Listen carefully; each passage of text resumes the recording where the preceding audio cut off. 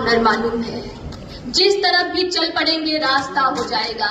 इस सूत्रवाक्य से मैं आदिवासी समाज की बेटी बरखा गोंड, आदरणीय अध्यक्ष महोदया एवं सम्मानित सदस्य मंडल एवं इस सदन की गरिमा को सादर सेवा जोहार अर्पित करती हूँ। आज मैं केवल जनजातीय मामलों के मंत्री के रूप में यहाँ नहीं खड़ी हूँ, बल्कि मैं आदिवासी समाज की महिलाओं का प्रतिनिधित्व कर रही हूँ। उस महिला की आवाज बनकर मैं यहाँ, उस महिला की आवाज बनकर मैं अपने पूर्वजों के द्वारा लगाए गए पेड़ों से फल सब्जियां एकत्रित करने हेतु हम सबसे पहले उठते हैं, जो अपने समुदाय का भार अपने कंधों पर उठाती है, जिसने इस संसद से कहीं अधिक पुरानी इस सभ्यता की भाषा, चिकित्सा, कला, संस्कृति को जीवित रखा है। किंतु अफसोस महोदय कि उनका कोई प्रतिनिधित्व नहीं है। उनके हेतु कोई प्रेस विज्ञप्ति जारी नहीं की जाती। वह सोशल मीडिया पर ट्रेंड नहीं करती। माननीय अध्यक्ष महोदया, आज मैं जो कुछ भी यहाँ कहने के लिए खड़ी हुई हूँ वह नीति से परे है, वह राजनीति से परे है, वह आरक्षण, प्रतिशत और बजटीय आवंटन के आंकड़ों से भी परे है। महोदया, सदियों से इस देश में दो समूहों को सत्ता से दूर रखा गया। उसमें एक है महिला समूह और दूसरा है आदिवासी समूह। इस प्रकार मान्यवर गौर फरमाए तो एक आदिवासी समाज उद्यमी है जो पीढ़ियों से वन अर्थव्यवस्था का प्रबंधन कर रही है।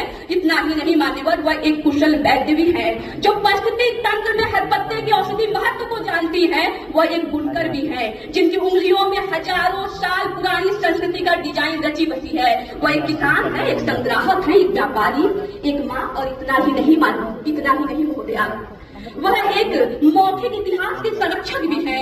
वह हर मायने में एक ऐसे नेत्री है जिनका कोई पदनाम नहीं है। महोदया, मैं अपने सदस्यों से भी अनुरोध करती हूँ कि किसी भी महिला को नेतृत्व करने के लिए तब तक आप नहीं कह सकते हैं जब तक आप उन्हें सीखने के लिए पर्याप्त संसाधन न उपलब्ध करा दें। इस हेतु DMRS स्कूल जो है आदिवासी महिलाओं के लिए इस दिशा में सबसे सतत प्रयास है। अक्टूबर 2024 में माननीय प्रधानमंत्री जी द्वारा 40 DMRS विद्यालयों का उद्घाटन किया गया है और 25 अन्य की आधारशिला भी रखी गई है, जिसके कारण आदिवासी समाज की जो महिलाएं हैं उनका नेतृत्व शिक्षा की दिशा में नित्य वृद्धि में है। यह दिखावा नहीं है मान्यवर, यह दिखावा नहीं है महोदया, ना ही यह बुनियादी ढांचा है। माननीय अध्यक्ष महोदया, आदिवासी महिलाओं को व्यवसाय सिखाने की आवश्यकता नहीं है, वह व्यवसाय शब्द की आदि जननी है। उन्हें वर्तमान समय में पहचान, बुनियादी ढांचा, बाजार तक उनकी पहुंच की जरूरत है, जो कि जनजातीय मंत्रालय ने उन्हें प्रदान किया है। इतना ही नहीं मान्यवर, कहा जाता है कि यत्र नारी पूज्यन्ते रमन्ते तत्र देवता के सूत्रवाक्य से विहंगम राष्ट्र के विहंगम नेता माननीय यशस्वी प्रधानमंत्री जी का नारी शक्ति बंधन का जो नारा है वह सतत, सार्थक और सार्थक भी है। इस हेतु मान्यवर सर्वविदित है कि जिसमें लोकसभा और राज्य विधानमंडल एवं दिल्ली विधानसभा में महिलाओं हेतु 33% सीटों का आरक्षण किया गया है। यह आदिवासी महिलाओं के लिए किस प्रकार सार्थक हो सकता है, इसे जान लेना नितांत आवश्यक है, क्योंकि आदिवासी महिलाएं वही हैं जो बहुत समय तक वोट नहीं दे सकी, क्योंकि निर्वाचन सूची में उनका नाम ही नहीं था महोदया। वह चुनाव नहीं लड़ सकी क्योंकि पैसे का अभाव था। वह नेतृत्व नहीं कर सकी क्योंकि कोई पार्टी उन्हें अपना उम्मीदवार नहीं बनाना चाहती थी। इतना ही नहीं महोदया, वह बोल नहीं सकी क्योंकि माइक उनके और नहीं था। इतना ही नहीं महोदया, इस सब के बावजूद भी जब उन्होंने नेतृत्व किया तो उनका प्रतिनिधित्व नाम मात्र का रह गया। सत्ता के पीछे बैठे पुरुष समाज के हाथों में सत्ता चली गई। वह अब यह विधेयक इस परिदृश्य को पूर्ण रूप से बदल कर रख देगा। और माननीय अध्यक्ष महोदया, भारत के जनजातीय महिलाओं को खोजने की आवश्यकता नहीं थी, वह हमेशा मौजूद थी, वनों में, पहाड़ियों में, नदियों के किनारे, और उस समय जब इस भूमि पर संसद की कल्पना भी नहीं की गई थी। उसने अकाल के समय अपने समुदाय का नेतृत्व किया, उसने बीजों को सुरक्षित रखा। उसके संघर्ष ने हमें रानी दुर्गावती जैसी वीरांगना और झानो मुर्मू और चिपको आंदोलन की महान स्वतंत्रता सेनानी भी दी है।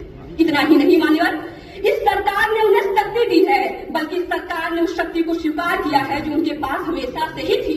इतना ही नहीं महोदया, सरकार ने उन्हें नारी शक्ति बंधन अधिनियम के माध्यम से सम्मान वापस कर रही है। उनका जो अधिकार है, जो यह सुनिश्चित करती है कि जो कभी जो कभी जंगलों की आवाज हुआ करती थी, आज उन्हें संसद के इस पटल पर भी सुना जा रहा है।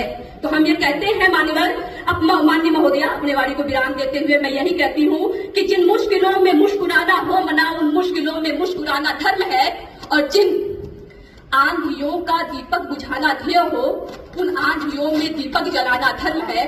माननीय सदन और माननीय अध्यक्ष महोदय, बहुत बहुत धन्यवाद। जय आदिवासी, जय हिंद, जय भारत। बहुत बहुत धन्यवाद। सदन को नमन, जय सेवा।